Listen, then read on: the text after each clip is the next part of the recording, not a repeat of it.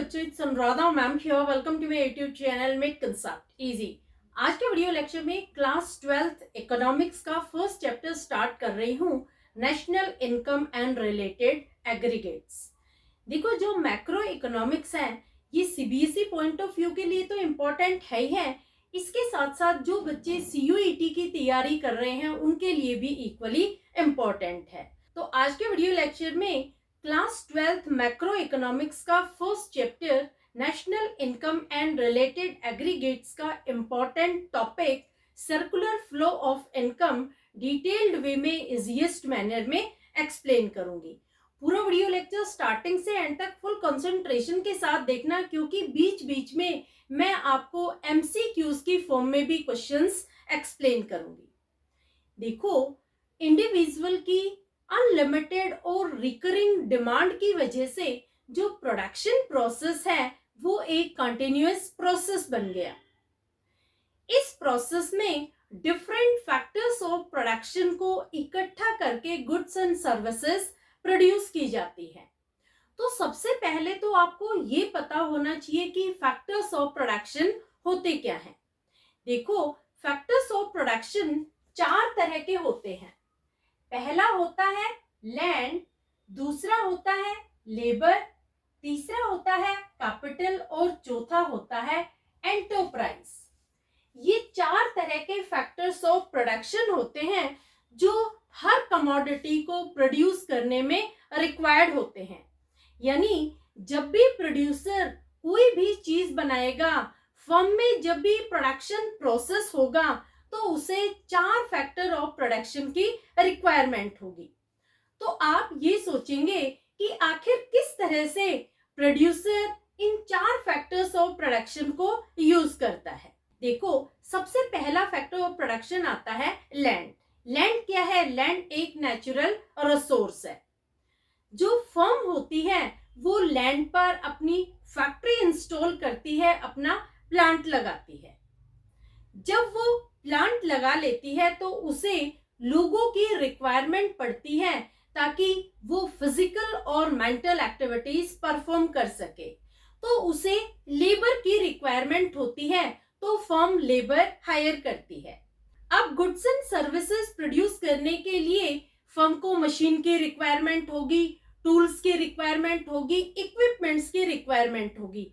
तो अब फर्म को चाहिए कैपिटल। कैपिटल तीसरा फैक्टर ऑफ प्रोडक्शन है जो फर्म को रिक्वायर्ड होता है। अब देखो, जब फर्म के पास ये तीनों फैक्टर ऑफ प्रोडक्शन अवेलेबल हो जाते हैं, तो इन तीनों फैक्टर ऑफ प्रोडक्शन को ऑर्गेनाइज करने के लिए या तो ऑर्गेनाइजेशन चाहिए, कोई एंटरप्राइज चाहिए, या फिर एंटरप्रेन्योर चाहिए।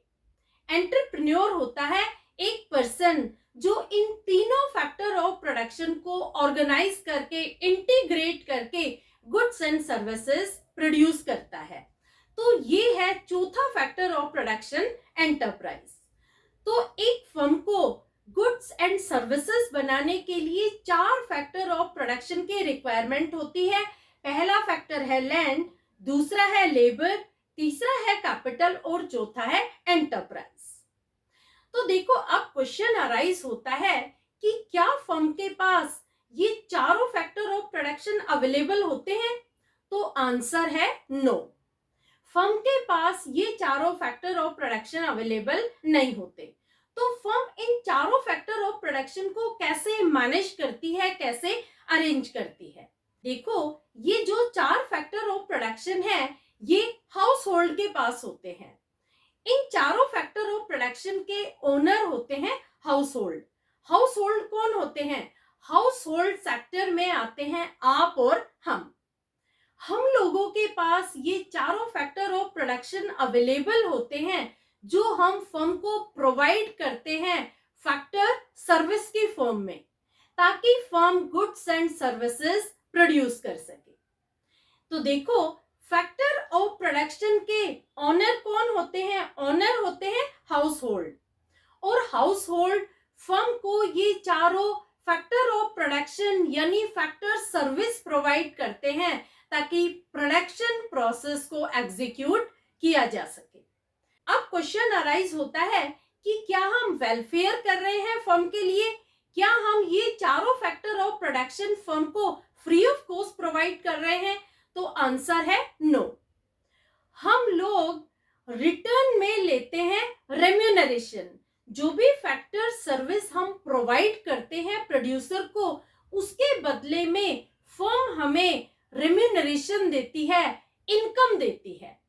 देखो, जब हम लैंड प्रोवाइड करते हैं तो फर्म लैंड के बदले देती है रेंट, लेबर के बदले में देती है वेजेस, कैपिटल के बदले में देती है इंटरेस्ट और एंटरप्राइज के बदले में देती है प्रॉफिट। तो समझ में आया, 4 फैक्टर ऑफ प्रोडक्शन के ओनर होते हैं हाउस होल्ड, और जब हाउस होल्ड फर्म को फैक्टर सर्विस प्रोवाइड करता है तो फर्म उसके बदले 4 इनकम देती है। जो भी फैक्टर सर्विस होती है उसके अगेंस्ट इनकम देती है हाउस होल्ड सेक्टर को। तो देखो, जब हम लैंड प्रोवाइड करते हैं तो हमें लैंड के बदले मिलता है रेंट, लेबर के बदले मिलती है वेजेस, कैपिटल के बदले मिलता है इंटरेस्ट और एंटरप्राइज के बदले मिलता है प्रॉफिट। ये चारों चीजें क्या है? ये चारों चीजें हैं factor income house hold sector के लिए, और फर्म है, फर्म के लिए ये है फैक्टर पेमेंट। तो यहां तक आपको समझ में आ गया कितने फैक्टर ऑफ प्रोडक्शन होते हैं? 4 फैक्टर ऑफ प्रोडक्शन होते हैं। कौन कौन से फैक्टर ऑफ प्रोडक्शन होते हैं? लैंड, लेबर, कैपिटल और enterprise. In factor of production का ओनर कौन होता है? इनका ओनर होता है house hold. House hold sector क्या करता है फर्म के लिए? House hold sector factor service provide करता है फर्म को, ताकि firm goods and services produce कर सके। फर्म फैक्टर सर्विस के अगेंस्ट क्या प्रोवाइड करती है हाउस होल्ड सेक्टर को? फर्म फैक्टर सर्विस के अगेंस्ट रेम्यूनरेशन प्रोवाइड करती है। लैंड के बदले देती है रेंट, लेबर के बदले देती है वेजेस, कैपिटल के बदले देती है इंटरेस्ट और एंटरप्राइज के बदले देती है प्रॉफिट। क्लियर? अब देखो, अब हम बात करते हैं 3 faces in circular flow of income. देखो, जब भी सर्कुलर फ्लो ऑफ इनकम होता है उसमें 3 फेसेस होते हैं। ये बहुत इंपॉर्टेंट है, ये आपके एग्जाम में पूछा जा सकता है, ये CUET में भी आ सकता है और CBSE में भी। कौन कौन से 3 फेसेस हैं? पहला फेस आता है जनरेशन फेस, दूसरा फेस है प्रोडक्शन फेस और तीसरा फेस है डिस्पोजिशन फेस। इन तीनों फेसेस की वजह से ही इनकम का सर्कुलर फ्लो बनता है। देखो कैसे इनकम का सर्कुलर फ्लो बनता है तीनों फेसेस में। सबसे पहले हम बात करते हैं जनरेशन फेज की। जनरेशन फेज का दूसरा नाम है प्रोडक्शन फेज। जनरेशन फेज में क्या होता है? गुड्स एंड सर्विसेज को प्रोड्यूस किया जाता है with the help of factor service. जो फर्म होती है, जो प्रोड्यूसर होता है, वो फैक्टर सर्विस में आते हैं लैंड, लेबर, कैपिटल और एंटरप्राइज। इनकी हेल्प से गुड्स एंड सर्विसेज को प्रोड्यूस करता है, तो इसे हम कहते हैं जनरेशन फेज। यानी यहां पर इनकम जनरेट हो गई। क्लियर? अब देखो, सेकेंड फेज आता है डिस्ट्रीब्यूशन फेज। डिस्ट्रीब्यूशन फेज का दूसरा नाम है इनकम फेज।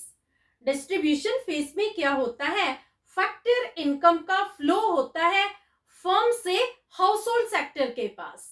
यानी अब फर्म क्या कर रही है कि जो फैक्टर सर्विस फर्म ने हाउस होल्ड सेक्टर से ली थी, उसके अगेंस्ट फैक्टर इनकम प्रोवाइड कर रही है हाउस होल्ड सेक्टर को in the form of rent, wages, interest and profit.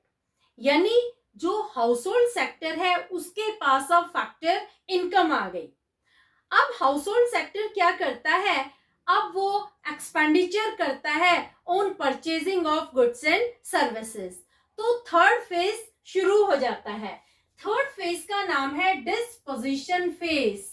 इसका एक दूसरा नाम भी है एक्सपेंडिचर फेज। देखो, जो हाउस होल्ड सेक्टर है फैक्टर इनकम से गुड्स एंड सर्विसेज परचेज करने के लिए फर्म के पास जाता है। यानी देखो, जो पैसा जनरेशन फेज में जनरेट हुआ था वो लौट करके घूम फिर करके यही वापस आ जाता है। इस वजह से हम कहते हैं कि सर्कुलर फ्लो ऑफ इनकम में 3 फेसेस होते हैं। ये एक सर्कल की तरह से होता है, ना ही इसकी कोई बिगनिंग है और ना ही इसका कोई एंड है, क्योंकि देखो ये बिल्कुल सर्कल बना हुआ है। जनरेशन फेज, प्रोडक्शन फेज में इनकम जनरेट हुई थी। डिस्ट्रीब्यूशन फेज में जब वो हाउस होल्ड सेक्टर के पास आ गई तो हाउस होल्ड सेक्टर ने एक्सपेंडिचर किया। किस चीज पर एक्सपेंडिचर किया? गुड्स एंड सर्विसेज परचेज करने के लिए। और गुड्स एंड सर्विसेज कहाँ मिलेगी? गुड्स एंड सर्विसेज मिलेगी फर्स्ट फेज में, जनरेशन फेज में। तो यहाँ पर जब वो गुड्स एंड सर्विसेज परचेज करेगा तो जो पैसा खर्च करेगा वो सारा पैसा वापस आ जाएगा जनरेशन फेज। तो समझ में आ गया? सर्कुलर फ्लो ऑफ इनकम में एक सर्कल होता है जिसमें कंटिन्यूअस फ्लो ऑफ इनकम होता है, ना ही इसमें इनकम के फ्लो की कोई बिगनिंग है और ना ही कोई एंड है। जो इनकम जहां जनरेट होती है घूम फिर करके वो वहीं पर वापस आ जाती है। क्लियर? तो देखो, इन तीनों फेज के बारे में मैंने लिख भी रखा है। पहले हम बात करते हैं जनरेशन फेज की। तो आप किस तरह से लिखेंगे? जनरेशन फेज में goods and services are produced with the help of factors of production. Second, distribution phase में आप लिखेंगे flow of factor income from firm to household. और थर्ड फेज, डिस्पोजिशन फेज में आप लिखेंगे expenditure on goods and services by household sector. Factor income is spent on goods and services by household sector. Clear? तो तीनों faces आपको clear हो गए। Circular flow of income में 3 phase होते हैं। कौन कौन से फेज होते हैं? पहला फेज होता है जनरेशन फेज। इसका दूसरा नाम क्या है? दूसरा नाम है प्रोडक्शन फेज। दूसरा फेज होता है डिस्ट्रीब्यूशन फेज। इसका दूसरा नाम है इनकम फेज। तीसरा फेज होता है डिस्पोजिशन फेज। इसका दूसरा नाम है एक्सपेंडिचर फेज। तो तीनों फेसेस भी आपको क्लियर होने चाहिए कि किस फेज में क्या होता है। जो जनरेशन फेज है उसमें गुड्स एंड सर्विसेज प्रोड्यूस की जाती है, यानी इनकम को जनरेट किया जाता है। जो सेकंड डिस्ट्रीब्यूशन फेज है उसमें फ्लो ऑफ फैक्टर इनकम होता है। और जो थर्ड डिस्पोजिशन फेज है उसमें एक्सपेंडिचर होता है फैक्टर इनकम का। क्लियर? अब आपको जब तीनों फेसेस अच्छे से क्लियर हो गए तो सर्कुलर फ्लो ऑफ इनकम का मीनिंग आप इजीली डिफाइन कर पाएंगे। क्या लिखेंगे आप मीनिंग में? आपको लिखना है circular flow of income refers to continuous movement of money between major sectors of economy. इसका मतलब क्या हुआ कि सर्कुलर फ्लो ऑफ इनकम में कंटिन्यूअस मूवमेंट होता है मनी का एक सेक्टर से दूसरे सेक्टर में। जो भी मेजर सेक्टर है इकोनॉमी के, उन सारे सेक्टर में कंटिन्यूटी में मनी सर्कुलेट होती रहती है। इसे हम कहते हैं सर्कुलर फ्लो ऑफ इनकम। देखो, वैसे तो हमारी इकोनॉमी में 4 सेक्टर है। कौन कौन से मेजर सेक्टर हैं? हाउस होल्ड, फर्म, गवर्नमेंट और रेस्ट ऑफ द वर्ल्ड। लेकिन आपके सिलेबस में सिर्फ 2 ही मेजर सेक्टर हैं जो हम डिस्कस करेंगे। एक है हाउस होल्ड और दूसरा है फर्म। गवर्नमेंट और rest of world foreign sector, इसे हम डिस्कस नहीं करेंगे। तो यहाँ पर जो सर्कुलर फ्लो ऑफ इनकम होगा ये 2 ही सेक्टर में मूव होगा। कौन कौन से सेक्टर? एक है हाउस होल्ड, दूसरा है फर्म। क्लियर? अब देखो, 2 इंपॉर्टेंट पॉइंट आते हैं। एक है फैक्टर इनकम और दूसरा है फैक्टर पेमेंट। ये दोनों ही बहुत इंपॉर्टेंट है। ये एमसीक्यू की फॉर्म में भी आ जाते हैं और 1 मार्कर में भी आ जाते हैं। सबसे पहले बता रही हूं फैक्टर इनकम क्या होती है। देखो, अगर आपसे 1 मार्क में पूछा जाए तो आप लिखेंगे income received by factors of production for their contribution in production process। जैसे rent, wages, interest and profit. क्या होती है फैक्टर इनकम? फैक्टर इनकम वो इनकम होती है जो फैक्टर ऑफ प्रोडक्शन रिसीव करते हैं अगेंस्ट फैक्टर सर्विस, जैसे rent, wages, interest and profit. इसी तरह से आप लिखेंगे फैक्टर पेमेंट। फैक्टर पेमेंट क्या होती है? Factor payment when firm pays to household sector for factor service. For example, rent, wages, interest and profit. देखो, जब फर्म हाउसहोल्ड सेक्टर को फैक्टर पेमेंट करती है अगेंस्ट फैक्टर सर्विस, लैंड के बदले देती है रेंट, लेबर के बदले देती है वेजेस, कैपिटल के बदले देती है इंटरेस्ट और एंटरप्राइज के बदले देती है प्रॉफिट। यानी ये जो चार चीजें हैं ये हाउसहोल्ड सेक्टर के पॉइंट ऑफ व्यू से होंगी फैक्टर इनकम और फर्म के पॉइंट ऑफ व्यू से होगी फैक्टर पेमेंट। तो ये आपको अच्छे से क्लियर हो गया। Rent, wages, interest and capital, ये चारों अगर हम हाउसहोल्ड के पॉइंट ऑफ व्यू से कंसीडर कर रहे हैं, फैक्टर ऑफ प्रोडक्शन के पॉइंट ऑफ व्यू से कंसीडर कर रहे हैं, तो ये होगी फैक्टर इनकम। लेकिन अगर फर्म के पॉइंट ऑफ व्यू से कंसीडर करते हैं तो ये होगी फैक्टर पेमेंट। क्लियर?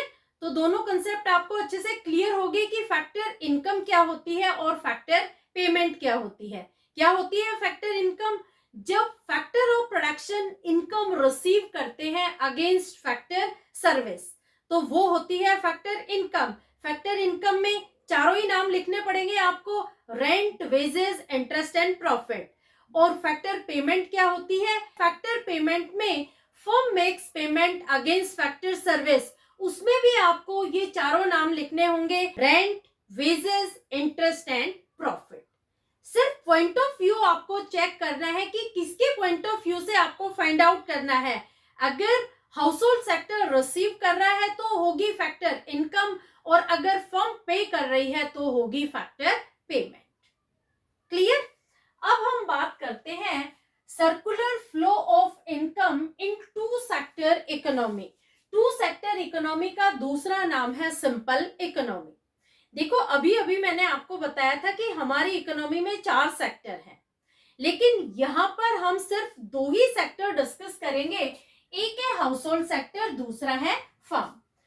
हाउसहोल्ड और फर्म के पॉइंट ऑफ व्यू से हम ये चेक करेंगे कि किस तरह से सर्कुलर फ्लो ऑफ इनकम होता है इकोनॉमी।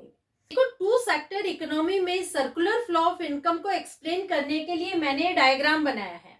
इस डायग्राम की हेल्प से मैं आपको बताऊंगी कि किस तरह से सर्कुलर फ्लो होता है टू सेक्टर इकोनॉमी में। आपको भी ये डायग्राम बनाना आना चाहिए, बहुत इंपॉर्टेंट है, क्योंकि आपके एग्जाम में टू सेक्टर इकोनॉमी में सर्कुलर फ्लो ऑफ इनकम 3 और 4 मार्कर में पूछा जाता है। तो ये डायग्राम बहुत आसान है बनाना, ये मैं आपको एक्सप्लेन कर रही हूँ कि किस तरह से आप डायग्राम बनाएंगे और किस तरह से आप एक्सप्लेनेशन लिखेंगे। देखो, यहाँ पर इस डायग्राम में 4 बार फ्लो हुआ है। किस तरह से 4 बार फ्लो हुआ है और कैसे फ्लो स्टार्ट हुआ है, कैसे फ्लो का एंड हुआ है, कैसे एक सर्कल बना है इनकम का, ये सब मैं आपको बता रही हूँ। सबसे पहले आपको 2 सेक्टर लेने हैं, एक है हाउसहोल्ड सेक्टर और दूसरा है फर्म, क्योंकि हम टू सेक्टर इकोनॉमी की बात कर रहे हैं। देखो, फर्म क्या करती है? फर्म प्रोडक्शन करती है और प्रोडक्शन के लिए उसे हाउसहोल्ड सेक्टर से फैक्टर सर्विस की रिक्वायरमेंट होती है, यानी फैक्टर सर्विस की हेल्प से ही वो गुड्स एंड सर्विसेज प्रोड्यूस करती है। तो देखो, सबसे पहला फ्लो क्या होता है कि जो हाउसहोल्ड है वो फर्म को फैक्टर सर्विस प्रोवाइड करता है। तो देखो, यहाँ पर जो हाउसहोल्ड सेक्टर है ये फर्म को फैक्टर सर्विस प्रोवाइड कर रहा है, यानी ये फर्म को दे रहा है लैंड, लेबर, कैपिटल और एंटरप्राइज। ये चारों क्या है? ये चारों हैं फैक्टर सर्विस। ठीक है, ये फैक्टर सर्विस कौन प्रोवाइड कर रहा है? हाउसहोल्ड प्रोवाइड कर रहा है फर्म को। तो ये हो गया फर्स्ट फ्लो। समझ में आया? फर्स्ट फ्लो में क्या होता है कि जो हाउस होल्ड सेक्टर होता है वो फर्म को फैक्टर सर्विस प्रोवाइड करता है इन the form of land, labour, capital and enterprise. First flow clear हो गया? अब देखो, अब फर्म क्या करेगी? फर्म फैक्टर पेमेंट करेगी हाउस होल्ड सेक्टर को in the form of rent, wages, interest and profit. तो सेकेंड फ्लो में क्या होता है कि जो फर्म होती है वो हाउस होल्ड सेक्टर को पेमेंट कर रही है, फैक्टर पेमेंट कर रही है। कैसे वो फैक्टर पेमेंट कर रही है? इन the form of rent, wages, interest and profit. ये हो गया सेकेंड फ्लो। ये हो गया सेकेंड फ्लो जिसमें फैक्टर पेमेंट कर रही है, यानी फर्म पेमेंट कर रही है हाउस होल्ड सेक्टर को। दो फ्लो समझ में आ गए? देखो, फर्स्ट फ्लो में क्या हुआ कि हाउस होल्ड सेक्टर ने फर्म को फैक्टर सर्विस प्रोवाइड की इन the form of land, labour, capital and enterprise. ये था फर्स्ट फ्लो। अब फर्म ने क्या करा? फर्म ने जो फैक्टर सर्विस ली थी इसके अगेंस्ट फैक्टर पेमेंट की है हाउस होल्ड सेक्टर को। फैक्टर पेमेंट उसने कैसे की? लैंड के बदले उसने दिया रेंट, लेबर के बदले दी वेजेस, कैपिटल के बदले दिया इंटरेस्ट और एंटरप्राइज के बदले दिया प्रॉफिट। ये दो फ्लो आपको क्लियर हो गए। अब हम बात करते हैं थर्ड फ्लो की। देखो, थर्ड फ्लो में क्या होता है कि जो हाउस होल्ड सेक्टर होता है उसको फैक्टर इनकम रिसीव हो जाती है। तो हाउस होल्ड सेक्टर अब एक्सपेंडिचर करेगा, अब वो खर्चे करेगा गुड्स एंड सर्विसेज परचेज करने के लिए। तो देखो, थर्ड फ्लो में जो हाउस होल्ड सेक्टर है वो एक्सपेंडिचर कर रहा है। वो कहाँ एक्सपेंडिचर करेगा गुड्स एंड सर्विसेज के लिए? वो फर्म के पास जाएगा। तो यहाँ पर जो भी फैक्टर इनकम रिसीव हुई है, यानी हाउस होल्ड सेक्टर के पास जो भी पैसा आया है उस पैसे को लेकर वो जा रहा है फर्म के पास गुड्स एंड सर्विसेज परचेज करने के लिए। यानी जो पैसा फर्म ने फैक्टर पेमेंट की फॉर्म में हाउस होल्ड सेक्टर को दिया था वो वापस घूम करके फर्म के पास ही आ गया। यानी हाउस होल्ड सेक्टर अब उस पैसे को खर्च करने के लिए फर्म के पास जाता है ताकि गुड्स एंड सर्विसेज फर्म से परचेज कर सके। तो ये है थर्ड फ्लो। ये है थर्ड फ्लो। अब फर्म क्या करती है? फर्म ने जो भी गुड्स एंड सर्विसेज प्रोड्यूस की थी with the help of factor of production, वो गुड्स एंड सर्विसेज सेल करती है हाउस होल्ड सेक्टर को। तो फर्म प्रोवाइड करती है goods and services to household sector. तो यहाँ पर जो फर्म है ये क्या कर रही है? ये गुड्स एंड सर्विसेज प्रोवाइड कर रही है हाउस होल्ड सेक्टर को। यहाँ देखो, गुड्स एंड सर्विसेज प्रोवाइड कर रही है फर्म हाउस होल्ड सेक्टर को। तो ये हो गया फोर्थ फ्लो। चारों फ्लो आपको टू सेक्टर इकोनॉमी में समझ में आ गए। पहले फ्लो में क्या होता है कि जो हाउस होल्ड सेक्टर होता है वो फर्म को फैक्टर सर्विस प्रोवाइड करता है ताकि firm goods and services produce कर सके। सेकेंड फ्लो में क्या होता है कि जो फर्म होती है वो फैक्टर पेमेंट करती है हाउस होल्ड सेक्टर को। थर्ड फ्लो में क्या होता है कि हाउस होल्ड सेक्टर जब फैक्टर इनकम रिसीव कर लेता है तो एक्सपेंडिचर करता है, यानी फर्म के पास जाता है गुड्स एंड सर्विसेज परचेज करने के लिए। और फोर्थ फ्लो में जो फर्म होती है वो गुड्स एंड सर्विसेज प्रोवाइड करती है हाउस होल्ड सेक्टर को। टू सेक्टर इकोनॉमी में कितने फ्लो होते हैं? सर्कुलर फ्लो ऑफ इनकम में 4 फ्लो होते हैं। इन 4 फ्लो में 2 फ्लो रियल फ्लो होते हैं और 2 फ्लो मनी फ्लो होते हैं। देखो, जिन फ्लो में सर्कुलेशन ऑफ मनी होता है उसे हम कहते हैं मनी फ्लो, और जिन फ्लो में गुड्स एंड सर्विसेज का फ्लो होता है उसे हम कहते हैं रियल फ्लो। तो देखो, यहाँ पर आप आइडेंटिफाई करो कौन कौन से रियल फ्लो है और कौन कौन से मनी फ्लो है। देखो, जब आप आइडेंटिफाई करेंगे तो आप देखेंगे कि जो आउटर लूप है इस आउटर लूप में गुड्स एंड सर्विसेज का फ्लो हुआ है। यहाँ पर कोई भी मनी सर्कुलेशन में नहीं आई, क्योंकि देखो जो फर्स्ट फ्लो है उसमें फैक्टर सर्विस प्रोवाइड की है हाउस होल्ड ने फर्म को, तो यहाँ पर कोई मनी सर्कुलेशन नहीं हुआ। दूसरा, जब firm goods and services provide कर रही है हाउस होल्ड को, तो यहाँ पर भी कोई मनी सर्कुलेशन नहीं होता। तो देखो यहाँ पर जो फर्स्ट एंड फोर्थ फ्लो है, ये दोनों फ्लो है रियल फ्लो, क्योंकि यहाँ पर कोई भी मनी का सर्कुलेशन नहीं हुआ है, यहाँ पर सिर्फ गुड्स एंड सर्विसेज का सर्कुलेशन हुआ है। दूसरा है मनी फ्लो। मनी फ्लो कौन सा है? सेकंड और थर्ड जो फ्लो हुआ है ये है मनी फ्लो, क्योंकि यहाँ पर मनी सर्कुलेट हुई है।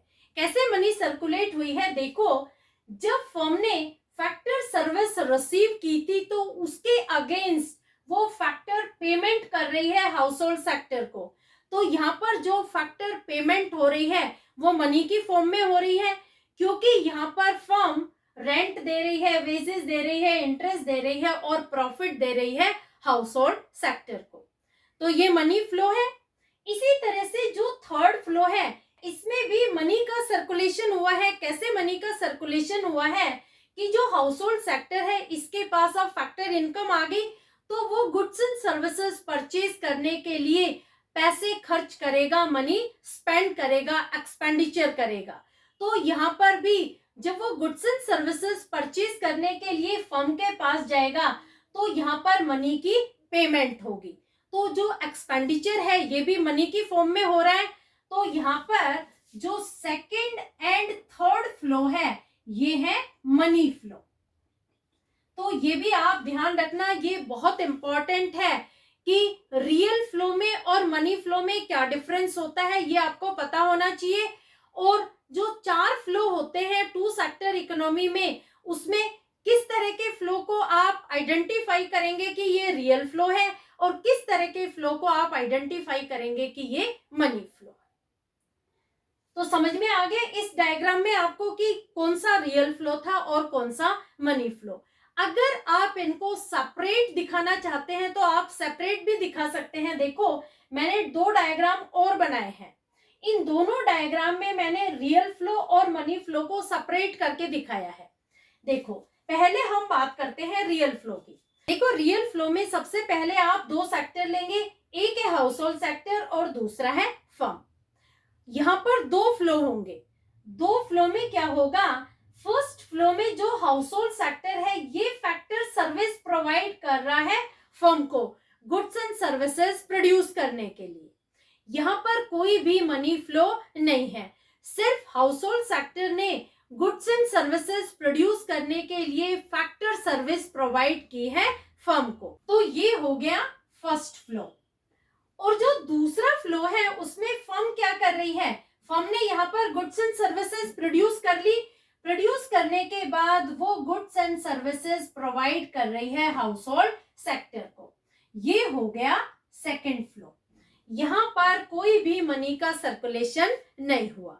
रियल फ्लो में फर्स्ट फ्लो में क्या होता है कि जो हाउस होल्ड सेक्टर है वो फैक्टर सर्विस प्रोवाइड करता है फर्म को, और फर्म क्या करती है? फर्म भी करस्पॉन्डिंग फ्लो करती है गुड्स एंड सर्विसेज का हाउस होल्ड सेक्टर को।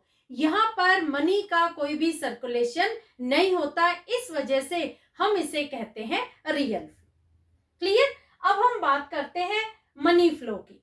देखो, मनी फ्लो में भी 2 फ्लो हुए हैं। आपको 2 सेक्टर लेने हैं, एक हाउस होल्ड है, दूसरा है फर्म।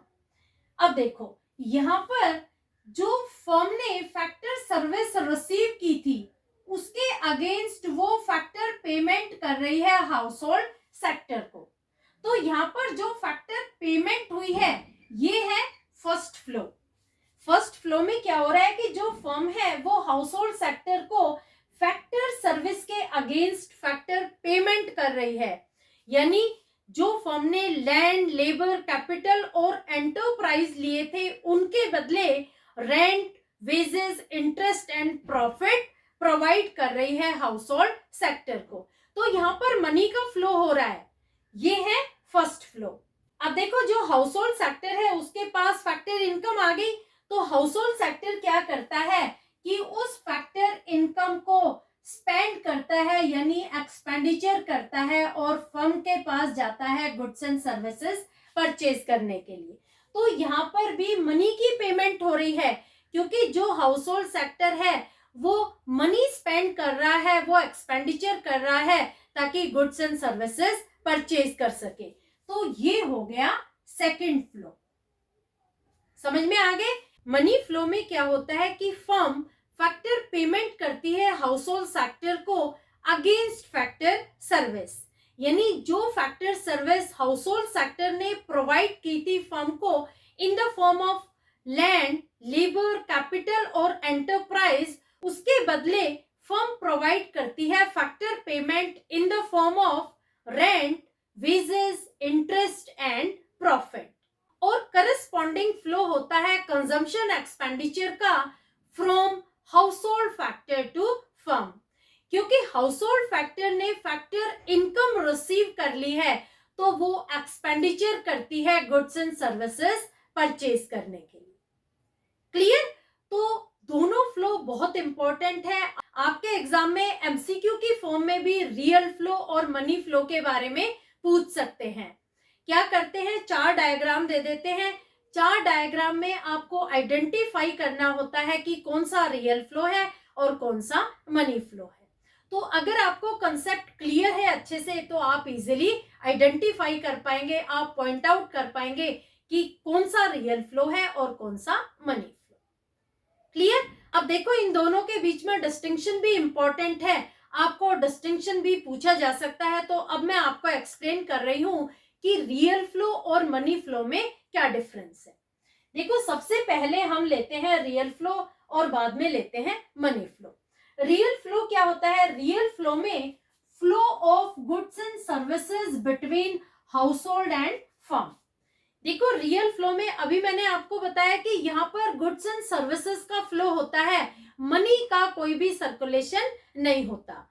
और जो सर्कुलेशन होता है ये सिर्फ टू सेक्टर के बीच में होता है, एक होती है फर्म, दूसरा होता है हाउस होल्ड। क्लियर? अब बात करते हैं मनी फ्लो की। मनी फ्लो में क्या होता है? Flow of money between house hold and firm. यहाँ पर मनी का फ्लो होता है, यहाँ पर गुड्स एंड सर्विसेज का कोई भी सर्कुलेशन नहीं होता हाउस होल्ड सेक्टर और फर्म के बीच में। तो पहला डिस्टिंक्शन समझ में आ गया। पहला क्या डिफरेंस है कि जो रियल फ्लो है उसमें गुड्स एंड सर्विसेज का फ्लो होता है और जो मनी फ्लो है उसमें मनी का फ्लो होता है। दूसरा पॉइंट आता है, in real flow there is difficulty in barter system. देखो सबसे पहले तो आपको बार्टर सिस्टम पता होना चाहिए। बार्टर सिस्टम में क्या होता है कि गुड्स के बदले गुड्स एक्सचेंज होती है, यहाँ पर कोई भी मनी का रोल नहीं होता। सामान के बदले आप सामान एक्सचेंज कर सकते हैं। जैसे देखो आपके पास व्हीट है, मेरे पास राइस है, मुझे व्हीट चाहिए तो मैं आपसे व्हीट ले लेती हूँ, लेकिन आप कहते हैं कि मुझे राइस नहीं चाहिए, मुझे तो मिलेट चाहिए, मुझे ज्वार बाजरा चाहिए, लेकिन मेरे पास तो ये अवेलेबल नहीं है।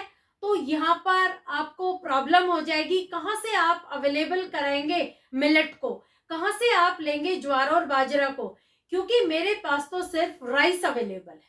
तो यहाँ पर प्रॉब्लम अराइज हो सकती है। लेकिन जो मनी फ्लो है उसमें बार्टर सिस्टम की there is no difficulty because there is availability of money. यहाँ पर आपके पास पैसा अवेलेबल है, आप पैसे से जो चीज आपको चाहिए वो आप परचेज कर सकते हैं। अगर आपको मिलेट चाहिए तो आप मिलेट परचेज कर सकते हैं, पल्सेस चाहिए तो पल्सेस परचेज कर सकते हैं, आपको राइस चाहिए, व्हीट चाहिए, जो भी चीज आपको चाहिए आप मनी स्पेंड करेंगे और प्रोडक्ट को परचेज कर लेंगे। तो यहाँ पर इस तरह की कोई भी प्रॉब्लम नहीं आती। क्लियर? अब देखो जो थर्ड डिफरेंस है उसमें दोनों के ऑल्टरनेटिव नेम दे रखे हैं। जो रियल फ्लो है इसका दूसरा नाम है फिजिकल फ्लो और जो मनी फ्लो है इसका दूसरा नाम है नॉमिनल फ्लो। ये भी आपको पता होना चाहिए। कई बार क्या होता है कि रियल फ्लो ना देकर वो आपसे पूछ लेते हैं फिजिकल फ्लो के बारे में, तो फिजिकल फ्लो रियल फ्लो का ही दूसरा नाम है। इसी तरह से कई बार नॉमिनल फ्लो दे देते हैं, नॉमिनल फ्लो मनी फ्लो का ही दूसरा नाम है। क्लियर? तो होपफुली आपको रियल फ्लो और मनी फ्लो के बीच में डिस्टिंक्शन भी अच्छे से क्लियर हो गया होगा। ये कई बार आपके एग्जाम में 2 और 3 मार्क्स में पूछा जाता है।